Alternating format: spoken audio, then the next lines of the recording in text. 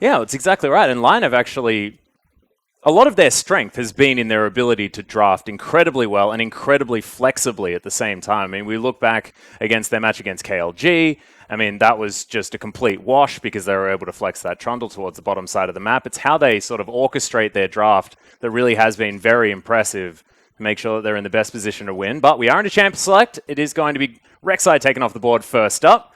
One of PvP Steos' champions removed. Oddie as well, of course, does like that one, as Vladimir is going to be the second, and Siva banned over on the side of Albus. Yep, so pretty stable ban so far. Champions are just very strong in the meta. Vlad is very safe. Siva can work in a number of different compositions, and she scales so incredibly well that it is definitely a smart thing to take away from White Lotus.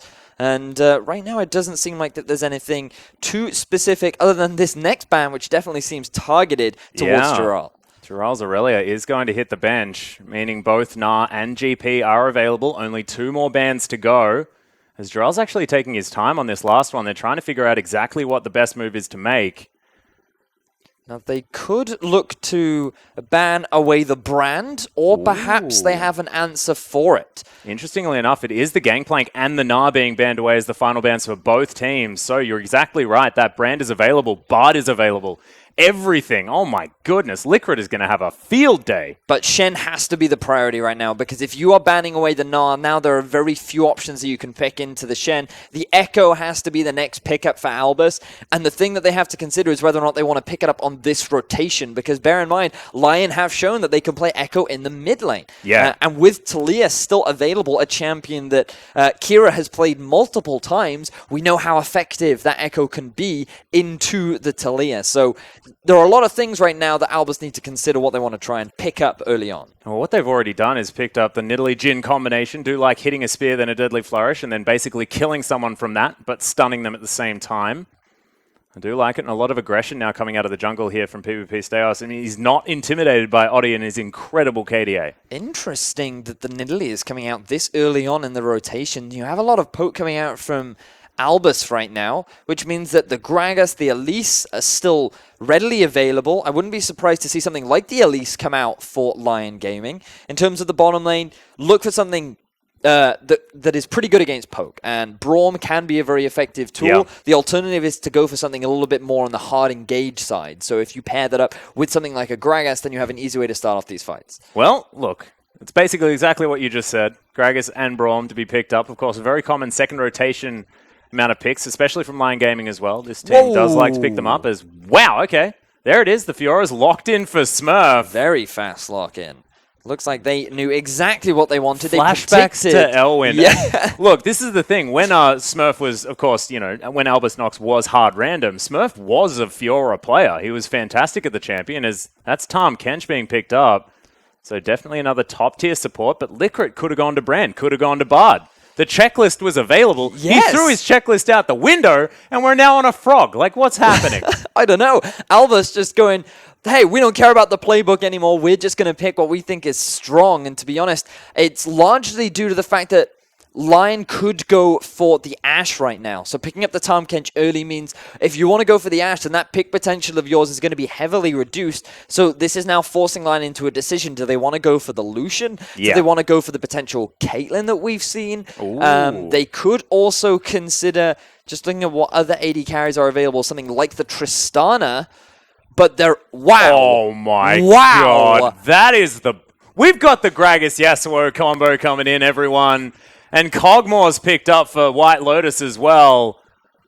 Oh my word, we got Yasuo. I love these two picks as well, just because, look, picking Yasuo means that you've got two, basically, I guess, like AD-based solo lanes, meaning that you need some magic damage. What does Cogmore offer? A heck of a lot of magic damage. Yo, man, the Gragas could go full AP too. Hey, that's a good point. We've got like 2 for 2 right now. The question for Albus right now is you can't go Talia, you can't go Mal's, because these control mages are actually really bad into Yasuo. So blind picking a Yasuo, though, but into Kira? Zaya's just got absolutely no fear. It's risky. It's definitely very risky. Just play Annie. I just want to see Kira play Annie. Drop a bear on him. And he's actually reasonably good into this matchup as well, because the W goes through the shield. But it looks like that Albus are hovering around the Malzahar. Now, Malzahar's not a bad pick at all into the Yasuo. Early on, he is really going to struggle, but he has that lockdown potential, and because the Tahm Kench was picked away on the side of Albus, I feel like Malzahar would be a great matchup because he can dishy-dashy through all of his voidlings. While that's true, the wind wall has no effect on the Malzahar. There are no abilities that you can actually wind wall against him. So it does make sense. But from Lyon, they have the double wind wall. So you have not only the Braum shield, but you also have the wind wall. So in terms of denying siege, Lyon's comp is great against the poke that Albus have actually picked themselves up. So we've got some really interesting compositions here. I'm really excited to get into this one because I think we're going to see some great League of Legends. I think we definitely will, and it's going to be a lot down to this particular matchup. The AD carries, White Lotus versus A Miracle, 17 KDA versus 7.1, but of course both of these players have the second highest on their team. It's interesting how the KDAs and the power of the score lines actually comes in through the jungle and through the AD carry position for both of these sides. So we are going to be looking at PvP Steos, we're going to be looking at Oddie, and then White Lotus and A Miracle to try and carry this one through, and we'll see whether the facilitators in the jungle are going to be able to have the impact that they want, because very different roles now. Nidalee versus Gragas, I mean, one wants to be farming out the jungle as quickly as possible, keeping tabs on the enemy Fat Man, and the Fat Man himself wants to be ganking, wants to be killing people and getting his lanes ahead, and we'll see whether he can do it. I mean, what I'm most excited for are these team fights. I gotta be honest, Atlas. Like the Gragas Yasuo, you have the Braum knockup as well. Yasuo can set him up for himself if he sees an opportunity, but this is going to be great. It's the dream right now, Vedius. It's the dream as we are under Summoner's Rift for Lyon Gaming versus Albus NoX Luna. The final day of the IWCQ group stages. And Smurf, he's got the Fiora as well. I mean, they had the counter picks in both solo lanes on the side of Albus NoX, and it is the Fiora and the Malzahar that have been taken away. So let's start with the mid lane, because this is an area that I have a big fan of, but we might not have time as Lotus. He's getting exhausted, has to use the flash, and that is a big deal. He'd happily trade and exhaust for a flash on a Kog'Maw any day of the week. So have a look. 6 minutes, and that one will be off cooldown. And this is great for Stasios moving forward, because, I mean, in terms of the bottom lane, you don't have much hard crowd control, but the fact that Liquid can get that early level 2, take the tongue lick very early on to apply the stun. Yeah, exactly. The Lickitung to set Stasios up for a gank, and because there's no flash means that it could be an easy setup for the jungler. So we'll have to keep an eye on Stasios' pathing. He is starting in the top half of the map, likely to rotate round to the bottom. Now, to backtrack to the mid lane, you can see he is going to go for the Fervor of Battle. You could also go for Warlords, but typically the preferred choice is this because of how easy it is to land those basic attacks and stack up the Q.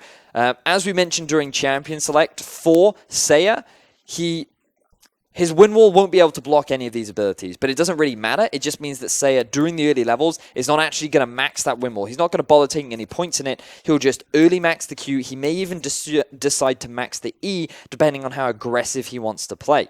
Kira will struggle to actually get the early push off, and honestly, Seiya can be as aggressive as he wants. And to be honest, he doesn't really have that much to fear because of the lack of hard crowd control pre-6. There's no real risk of Stasios getting a successful gank off in the mid. So 1 to 5, this lane is going to be all about Seiya being as aggressive as he wants. Yeah, and I actually really like it based on the fact that they did know that the Nidalee jungle was there. So knows that there's not a lot of CC coming out of that jungle position. So won't need to be too worried until that level 6 mark, like you said. And look at how aggressively he's already playing. 12 CS. Forcing Kira all underneath. The way up. Yep, it's a pretty brutal matchup for most mages against the Yasuo early on, and this is where he builds a lot of his advantages. You just kind of have to weather the storm. You have to deal with the fact that you're not going to get any farm early. You just have to wait until you hit that level 6 mark. You have your wave clearing abilities, and then because Malzahar being that level 6, you actually have a bit of kill pressure that Seiya now has to be more aware of. So he just has to be patient and just not get this early deficit frustrating too much. Well, we'll see whether he can as PvP Steos now starting off on his blue buff. Already took down the Rift Scuttler, is farming up very, very quickly. Of course, remember, ladies and gentlemen, that it is an Infernal Drake starting us off. Not a cloudy day today. A little bit more volcanic, I guess. Yeah, we've actually seen a lot of Cloud Drakes, so it's nice to have a bit more fiery action in this first game. Well, it's already started. I mean, there's a Yasuo in this game. I can't believe there's a Yasuo. I never thought that of. And I can't believe that we also like the composition as well. I mean, I love the fact that they picked Kog'Maw with it, you know, making up for the lack of magic damage. Like, it's just, it's really cool. And on the side of Albus NoX Luna, and it's very similar. They've got a lot of poke. They're doing a fair bit of damage here towards the bottom side of the map. I mean, it's good that you bring up the composition, because how Kog'Maw fits into this is he's actually got a very solid front line. We talked earlier on about the double wall. You also have a Channel, and you've got a Gragas barrel. So there's actually a huge amount of peel available for the Kog'Maw. And if you're looking at Albus, you sit there and go, oh, well, all they need to do is dive onto the backline. Well, that's great, but you've also got a Yasuo. And if once he gets his 2 items completed, he's now going to become a big threat to your backline as well. Your Jhin. Not to mention Last Breath is actually a pretty decent peeling tool as well. I mean, if you've got a Kog'Maw that just wants to press W and be a turret, holding them up in the air for a couple of seconds is definitely something that you want. Precisely. So, I mean, this is actually a pretty good Protect the Kog'Maw composition, but we'll have to see how it works out in action, because that Fiora is really going to be the big deciding factor for Lyon Gaming. If that Fiora gets those 2 or 3 items, if she's able to just weave her way through all of these annoying disengage abilities, then that Kog'Maw is really going to have a difficult time, because there's no way he's going to be able to out-peel that Grand Duelist. Yes. Well, Kira, utilizing that spell shield. Saya's taking a heck of a lot of damage. Needs to work up that flow to get that shield back up. Does so, but still taking a fair bit of damage. He's playing the matchup well for the time being. You can see now Kira getting a couple extra levels, feeling more aggressive as Stasios comes in for the gank. Yeah, Saya's going to use him as a way out. As there's the flash body slam. Stasios gets ignited as well, but Saya's very low. Nice wind wall. He's going to stop the last couple of auto attacks there, as Arce had already moved to the mid lane, and Licorice coming down from the top side. Where have you been? You went for a walk. That was a weird one. Came in from a bit of an obscure angle. He actually went back to base earlier on, so he actually came in through the top half of the jungle. Just casually wandering around. Yep. But he is there to provide a bit of additional support. Unfortunately, it's a little bit too late, as Stasios was forced to burn his flash after a good responding gank, counter gank even, coming out from Oddie. But then he burned his flash to actually set that one up. And if it wasn't for Kira landing that silence, he could have been in a bit more danger than he would have liked. But still, no kill just yet. Just a couple summoners burned. That was actually very cute. Smurf just blind lunged into the brush and managed to stop her back. You know, I feel like this is also the perfect champion for Saya as well, because something that we've seen a lot from him is that very carry style. He brought out the Echo on day 1. He's brought out the Syndra, the Cassio, the Vlad, the Lissandra, and now he's just adding another mid laner to his repertoire. He's like, guys, I can't play the same mid twice, you know? Don't want to give away secrets. I mean, we also know that he's a Kassadin player, so does like the assassin flavor there in the mid lane. Yeah, it's interesting, and it's glad to see that we are seeing more interesting. I'm just sad we didn't get to see a brand too. Yeah, exactly right. Oh well, I guess, you know, Licorice does like to. He's got lick in his name. We still have the best of 5. It does make sense. That's true. That's true. The brand may make a comeback. And look, he might just be saying, "Look, no, guys, don't worry. I'm not going to be picking brand." Already knows that he's in the top 4, so trying to keep people on their toes. They did say in an interview, though, we pick brand, we win the game. Yeah. So I guess, you know, it's fairly obvious now. It's not like they're going to be hiding the cheeky brand pick. Now, moving forward, where we're likely going to be seeing the action is around this Infernal Drake at about the 10-minute mark, because both teams have slightly more scaling compositions. The Kog'Maw is going to be wanting to pick up his Wit's End. I'm not entirely sure what the common build path is now for a Yasuo, because there's been quite a lot of variation. I have seen a couple Phantom Dancers. Some have debated as to whether or not the Training Force is still worth it, seeing as the crit was removed. Infinity Edge is still going to be an insanely valuable item. I've even seen a couple of Ghost Blades on Yasuo purely for the flat attack damage and attack speed. But right now it looks like he's more prioritizing that early magic resistance, because he is going up against a Nidalee and a Malzahar. But pretty much everyone wants to play towards that 2-item power spike, so that dragon fight is largely going to be set up around who can get the early edge in the laning phase. So keep an eye out for the gank. Flashes. Kira does set up for his jungler, but Stasios easily able to land that spear, but Stand United comes in, and Jarol, with an ultimate on him, is going to join the mid lane. Giant pink party. So it looks like Albus, they tried to set themselves up for that successful laning phase. The flash ultimate in from Kira, demonstrating the kill threat that he has when his jungler arrives. Unfortunately for the duo pair, they did not quite have enough damage, especially with the Shen ult coming in to provide a bit of backup as well. But now, that flash is gone for Seiya, and all they need is Kira's ultimate to come back up, and they can come for another sweep around attempt. The other thing is that Kira's flash is also not up. So, of course, Oddie does have an opportunity, has hit level 6. That explosive cask is there. The classic Yasuo Gragas wombo. If only we had a Malphite too. I know. I know. It's okay. Jiral's going to be able to get some work done. Oh, certainly. I May mean, not necessarily look as flashy, but it'll definitely be good. a player we haven't really talked much about, but really deserves a lot of praise because he has been a big contributor for Lyon's success. Many a time we've thought that, hey, if this guy wasn't in the game, then the outcome could have definitely been very different. And he's just been a very staple, solid performer up in the top lane and has really demonstrated that he is by far one of, if not the best top laner here in this tournament. Yeah, and it's on the carry-style top lanes as well. I mean, things like the Aurelia that he's really shown phenomenal performances on. So knows that when it's up to him to win these games, he is certainly able to deliver. And Seiya just dancing around some Voidlings. Adorable. Taking a lot of damage, though. QSS actually already completed here by Seiya. So that was his rush, not the Hex Drinker. Interesting. Like I uninformedly assumed. Well, I mean, it caught us both by surprise, to be honest, but he's definitely building around the fact that now at level... Once the level 6 mark was hit, we saw earlier on the threat that Kira posed in setting up for that gank. But now with that gone, all kill threat in the mid lane has dispersed because there is no follow-up CC from Stages. As we see Licrit coming in for a setup in bot. Yeah, he's going to set up onto White Lotus there as the curtain call comes in, but he dodges all of the bullets so far. Good unbreakable there from Arce, who throws out the ultimate. Steos is going to get stunned, as so is Arce. Stands behind White Lotus, though, gets himself the heal as there's a flash body slam one more time. Knocked under the turret, and first blood goes to Arce. Lyon Gaming on the board already. Fantastic response from White Lotus. He's able to avoid all of the skill shots coming out from the side of Albus NoX, and he's able to get away with his life. He had little to no mana, and if that exhaust had not come down, he may very well have been able to kill Stasios himself. Kira did try to rotate round to the bottom half of the map, but he could not get there in time. Oddie was the first to respond. He comes in with the flash body slam, gets the knock underneath the turret, and the first blood goes. We might see more action. Yeah. Grand Challenge does go down, but Geralt not going to die this time. And keeps hold of 3 of his weak points, so it should be fine. It's just ultimate down. Of course, Stand United back up as well, so he can leave the lane. Smurf, not a whole lot he can do about it. Now, the Dragon still not really being contested around, which is somewhat surprising given how valuable the Infernal Drake is. But this is what we were talking about earlier on, which was very much about playing around these item spikes. Thanks to that first blow in the bottom lane, the Wit's End is now completed. So this would be a great opportunity for Lyon to start setting things up for that. Tracker's Knife has been finished for Oddie. We also have the Sightstone on top of Arce.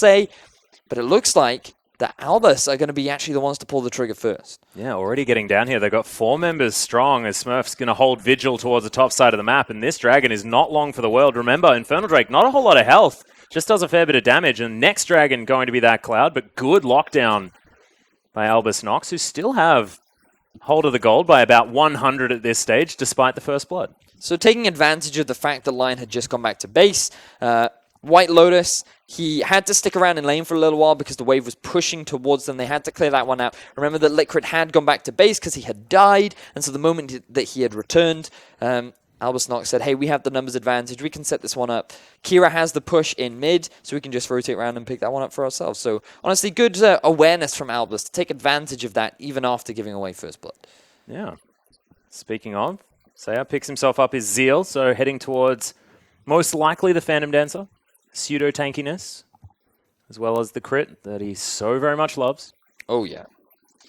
And the big question is, ooh, look at the bottom lane. That W damage oh is my word. ridiculous. Licrit almost kills a Miracle underneath the turret, and that kiting already just shows how dangerous Kog'Maw is in the hands of someone that can click their mouse way too many times. That is the Wit's End power spike on Yes, Kog'Maw.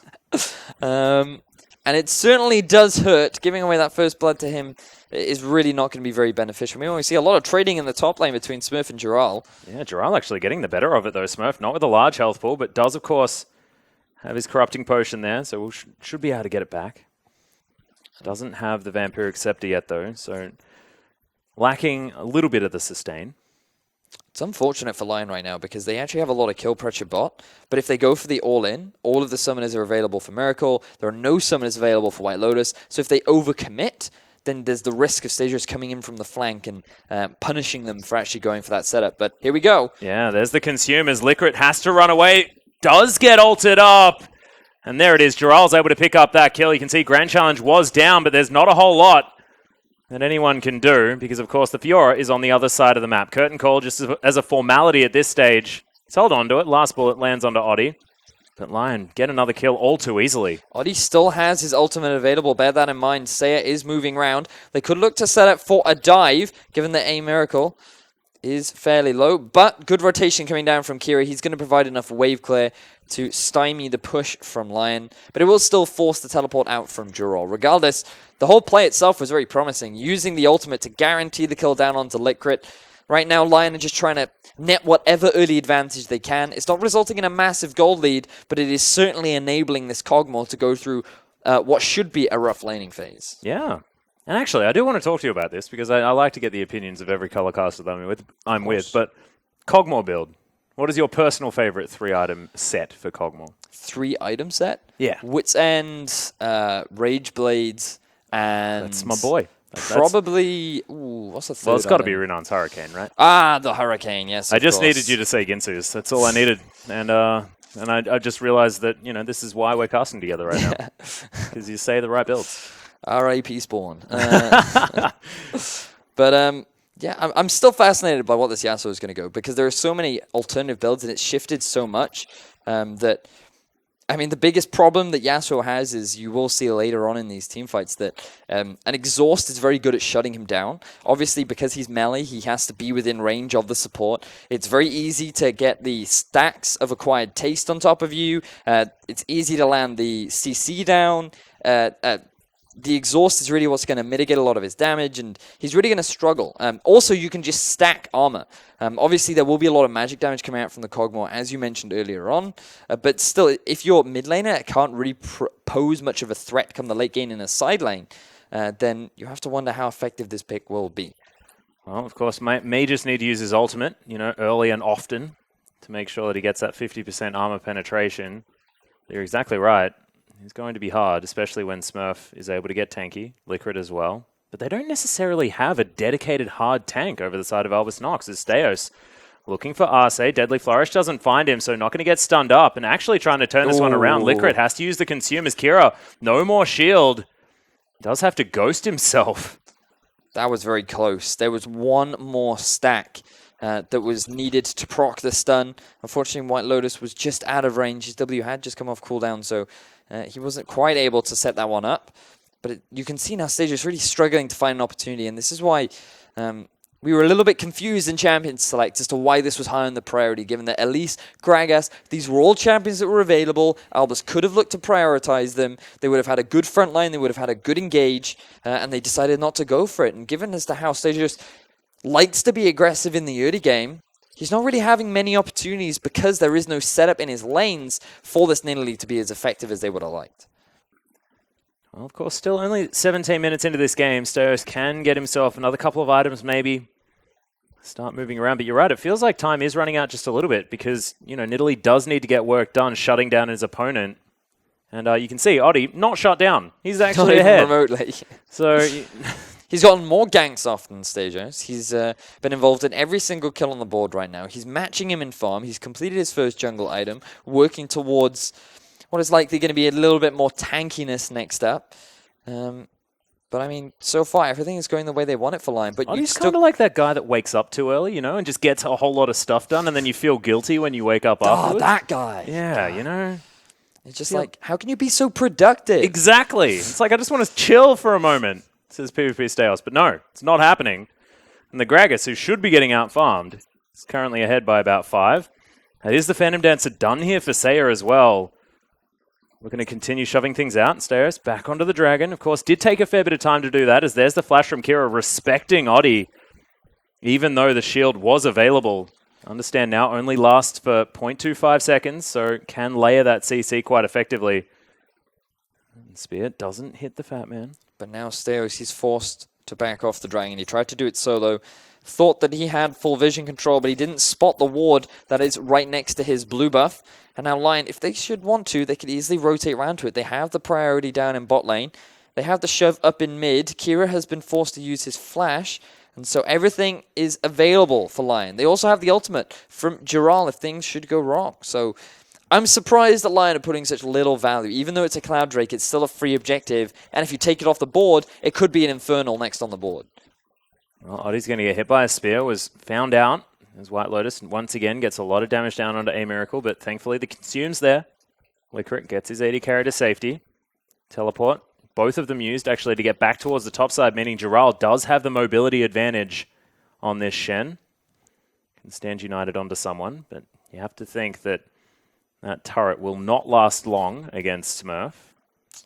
Now we're approaching the 20-minute mark, and things are dead even. Somewhat expected in a sense, because we have two scaling compositions and we also have two teams that initially we expected to be the top two teams in this tournament. Yeah, definitely. And right now, Albus NoX just fighting for an opportunity to avoid Lyon in the playoffs and make their way into that third seed so that they can play up against INTZ, which, I mean, if I was Albus NoX, I think I'd prefer going up against INTZ given Lyon's performance so far. But yes. Albus, they haven't fallen way to the early aggression that Lyon have often demonstrated. They haven't given away any massive leads. Even though they are 2 kills down, both those kills are onto Licorice, which is still the support. He can still offer value even if he's 0 and 5. So also means that they haven't denied farm from any of the solo laners or carries from this Albus NoX side. So you're exactly right. That's why we're seeing that the gold is so incredibly close. And remember, that's an Infernal Drake done by Albus NoX. So theoretically, I mean, I'd value that at higher than 400 gold. Oh, yeah, exactly that. So the question is right now, can Oddie get a gank up in the top lane? They're just going to get a flash. But this could mean another Drake going over to Albus NoX. They've identified jungler in the top half of the map. Mals can just clear out the wave. They can rotate around, or they might not even need it. Stager should be able to solo this one. Well, you can see Arce is actually moving around. We'll see whether he gets the ward over as Saya's just dancing through Voidlings once again. Knocks them all up into the sky. We'll now move up top as Licorice is going to come down and help his jungler. So Cloud Drake is going to be taken. 20 minutes into this game. Next one's going to be an Infernal.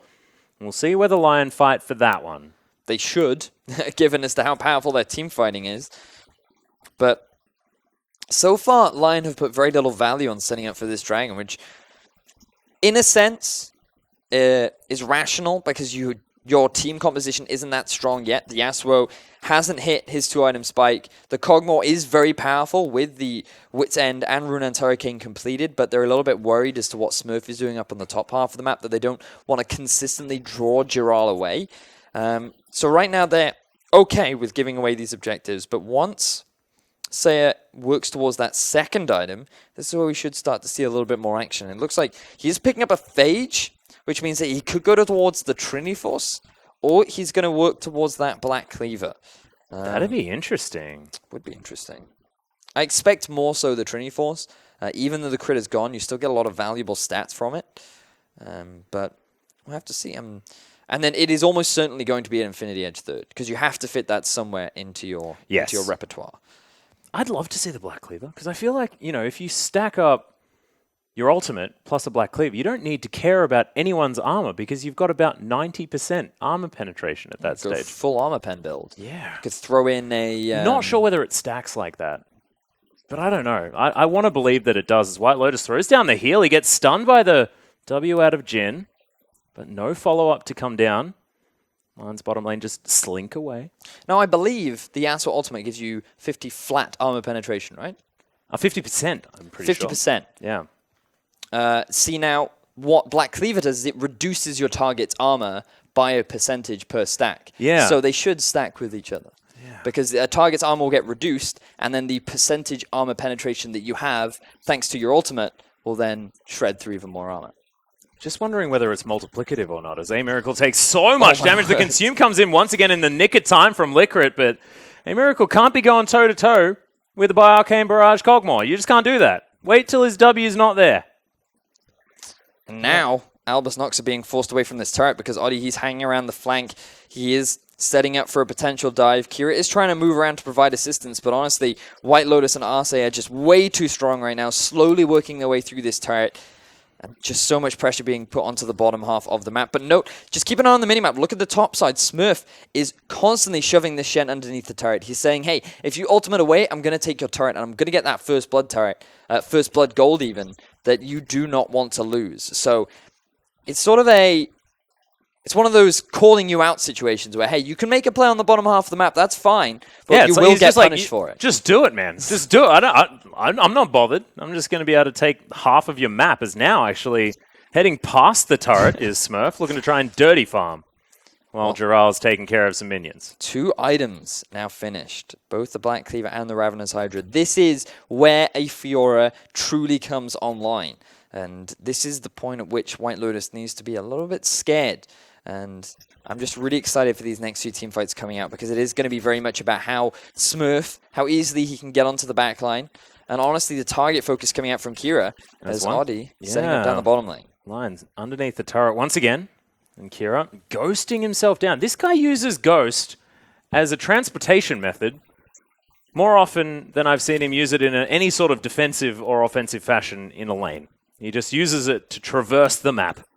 I like it a lot. I personally use it to get back from base. It's efficiency. It's basically a low cooldown teleport, my friend. Oh, man. Smurf actually looking to take down this turret. Will do it. 650 gold for the Fiora. That is a big deal.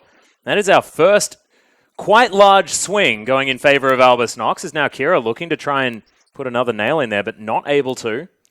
The thing is, Lyon have put so much attention on trying to take down this tier 1 in the bottom lane first that they've disregarded the top half of the map.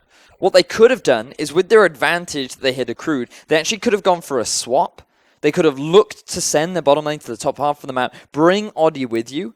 You look to set up either a dive onto Smurf, or you just catch him unawares and you get a successful gank off, and then you can take that top tier 1 down as the first blood, because you know that that turret is eventually going to go down with Smurf's relentless pushing. And you also know that you're not really going to be able to take down the tier 1 in the bottom, because you have the wave clear from Liquid, you have the wave clear from Miracle, and if Stasios is hanging around as well, then that's 3 members just sitting there defending the turret 3-on-3. So sure, you can get slow chip damage down, but it's never going to result in anything. And honestly, I feel like this is Lyon missing out on an opportunity where they really could have built themselves up that gold lead. I agree with you. Well, Saya does go back, grabs himself his Trinity Force, so you're exactly right on that one. I was excited by a potential Black Cleaver, but I'm pretty sure I was told exactly why it's bad, and it's because it's got 20% cooldown reduction, and you literally do not need that stat. It's a waste of time. Makes sense. So you pay a fair bit for the old CDR, and you definitely do not need it. So that makes some sense. I was just thinking purely about the armor pen and got very excited about it, as there's a body slam onto Staios. Liquid was there with a potential consume, as there's the ultimate from Audi. Not quite in range of the last breath if Saya was looking to try and come in. So a little bit of a waste.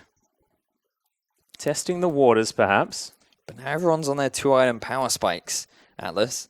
This is the moment we've been waiting for. Yeah. Will the teams actually look to fight? Because there's a lot of posturing around this dragon. It is literally about to spawn, and they've caught Stasios. Yeah, he's going to get knocked up into the air. Flashes over as Saya's going to get right in amongst it as well. Stacks are down. So the Tahm Kench could have eaten the Yasuo, but decides not to. Jiral now just looking to try and defend this turret. Smurf underneath.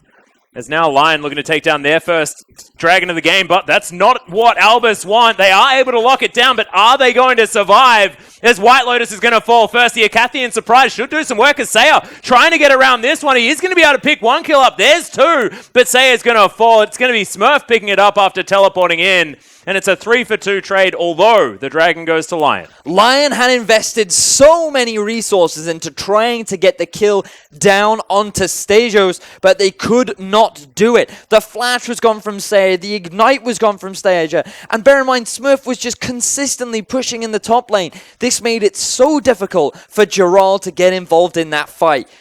Honestly, Lyon, they set up for the dragon in a way initially that they wanted to, but their execution just was not on point.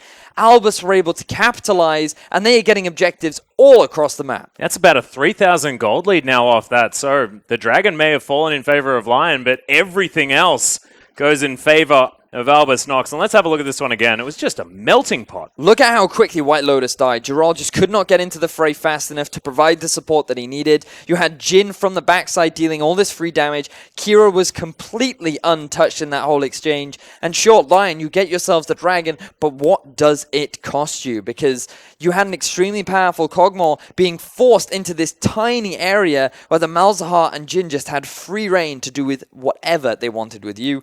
And honestly, it just turned into disarray, and Lyon ended up falling in that team fight. It certainly did. Smurf now looking for his Bloodthirster, very close to it as well. BF Sword and the Vampiric Scepter done.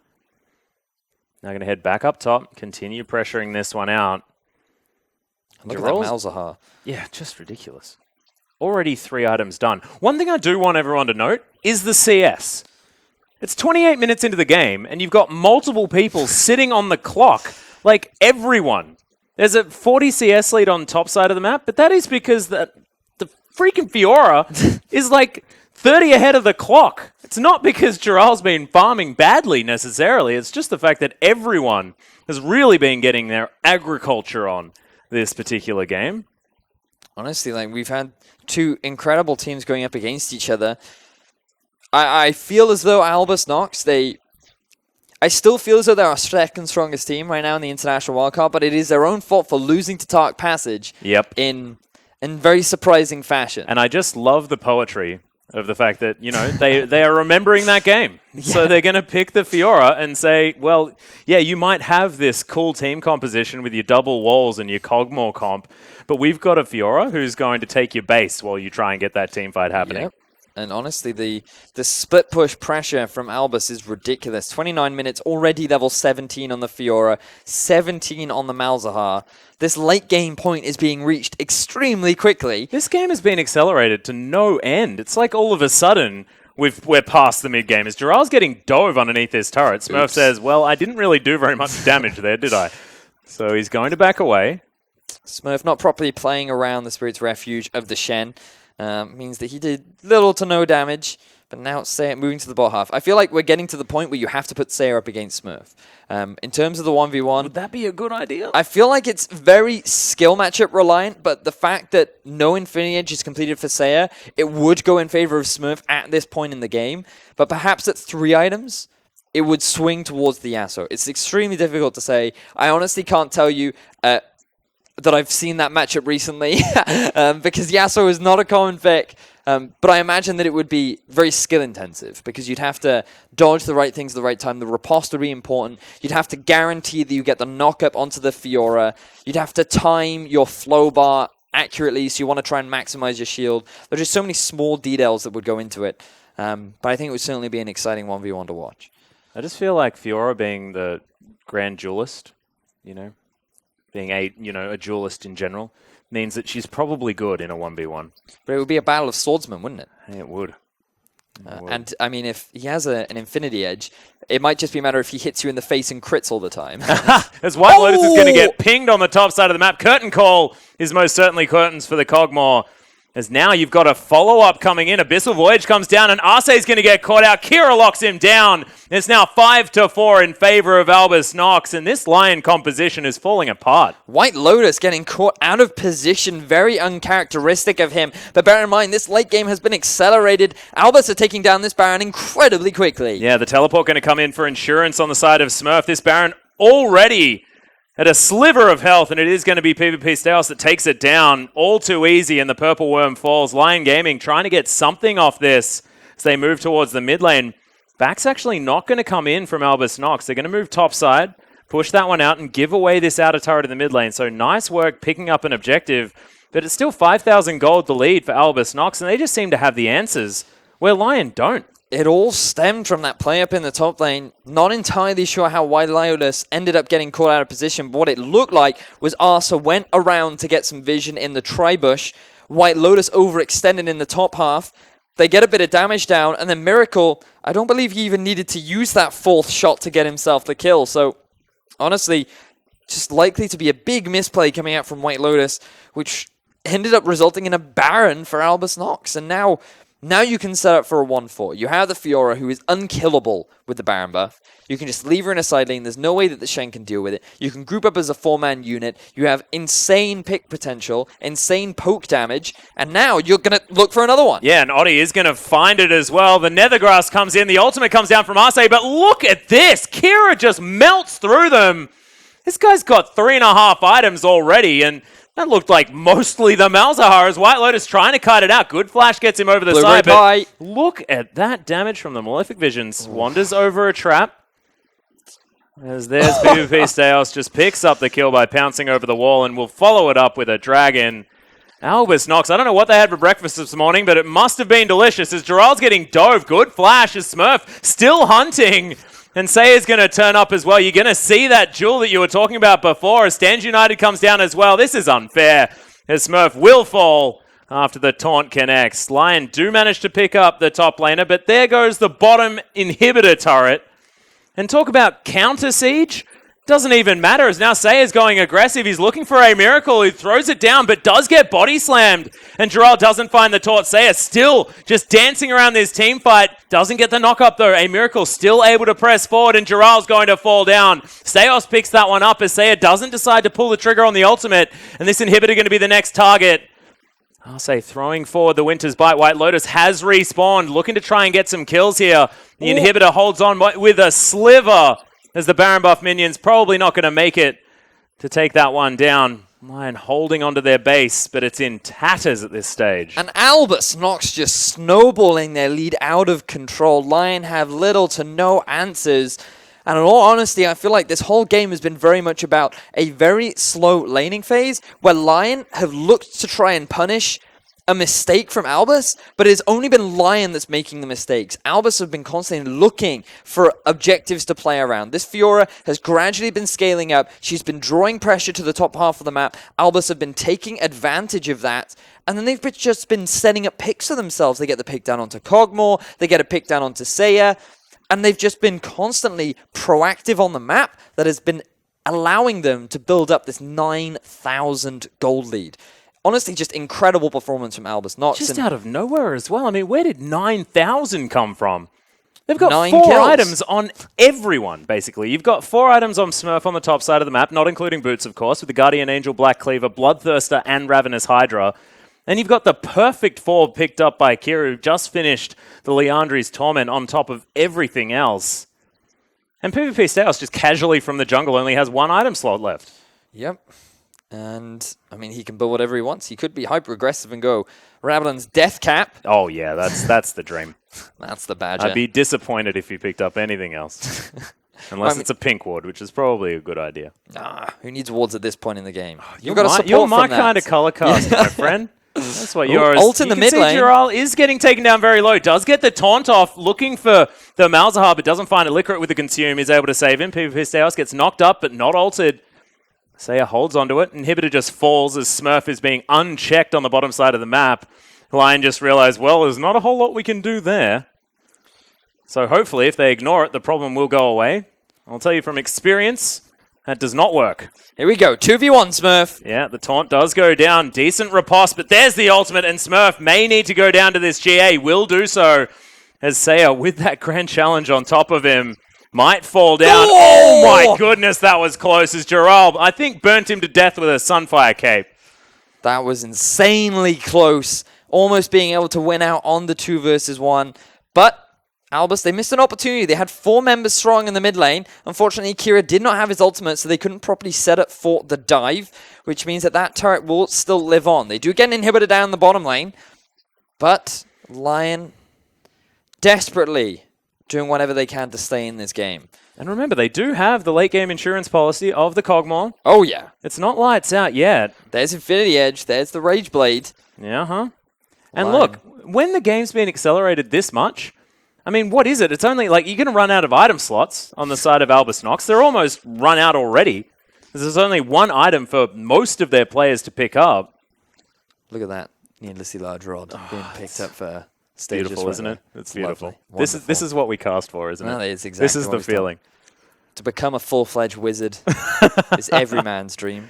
Oh, he's got his timepiece. He's got 2 canes. just to work out which one. One of them also needlessly large at this stage, but will be a hat sometime around. And meanwhile, Kira, his blueberry pies are really packing quite the punch at this point. They certainly are. He's got his recipe book. He's got the Leandri's Torment to spice things up a little bit.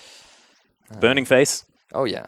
I mean, it adds flavor, you know? Yeah, also, intimidates your opponent, which is basically what he does. He just looks at people for a long time, and Precisely. They can't move, and then they die. It's how he wins the staring contest, you know? If you have a scary face on, you have to blink. Well, there it is again, as Oddie's going to get stunned by every different source. Stand United goes down on top of him, but he might just melt to death. Good shields come in. He's going to try and drink his way out of it.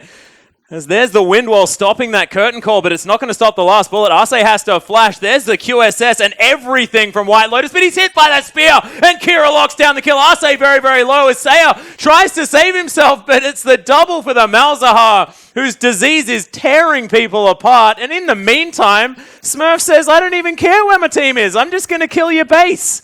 As he's now hunting under Nexus turrets. They're starting to fall down. The first one goes. A Miracle casually has a heck of a lot of damage to chunk through these turrets. Nexus exposed. And Albus NoX Luna put the first victory into Lyon Gaming for this entire season.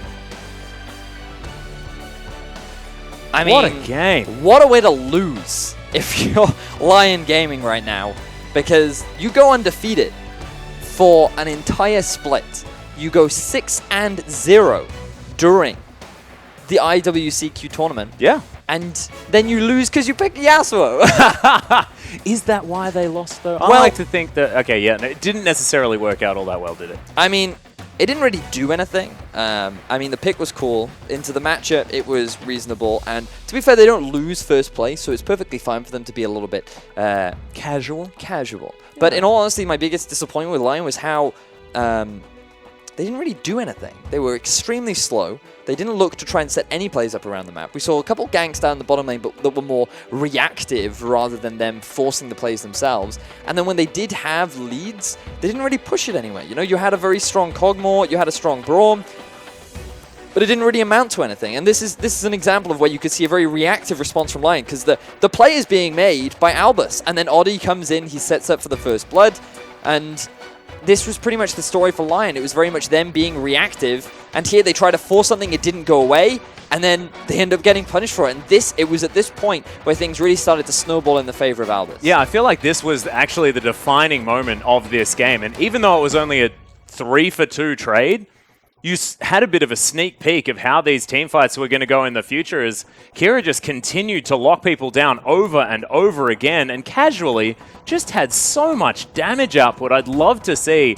the damage dealt to Champions graph because it will be gigantic as Arce just slowed down to high heaven. Everything used by Lyon here to try and escape. And White Lotus he can't dodge everything. No, and that was just Lyon's last-ditch attempt to try and force a fight. It was even 5 versus 4, and they still couldn't win it. They just couldn't lock down their opponents.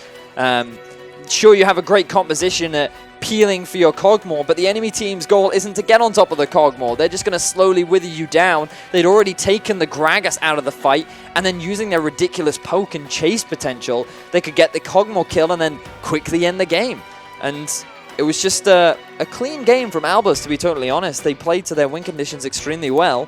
They did a great job of just setting up throughout the laning phase, and honestly, they punished Lyon. Yeah, they most certainly did. And I mean, I want to go back to the Yasuo pick just for one quick moment. And do you think that maybe it was Oddie not focusing that lane, not utilizing the fact that they had so much synergy between those two champions, what with the body slam in early levels and, of course, the explosive cast? Do you think that maybe they could have snowballed Saya that time around? I feel like even if he had snowballed, it wouldn't have necessarily amounted in a victory because the biggest issue that they had was the Fiora in the side lane and not taking advantage of the fact that their bottom lane was incredibly strong early on. If they just rotated that bottom lane up to the top half of the map, gone themselves that first blood turret, and tried to shut down that Fiora just a bit, that game could have gone completely differently. But instead, they played extremely passively, they didn't force fights when they were really in a good opportunity to do so, and they just gave too many advantages away to Albus and had no real answer. So unfortunately, that does mean that Lyon Gaming are now 6-1, lost their first series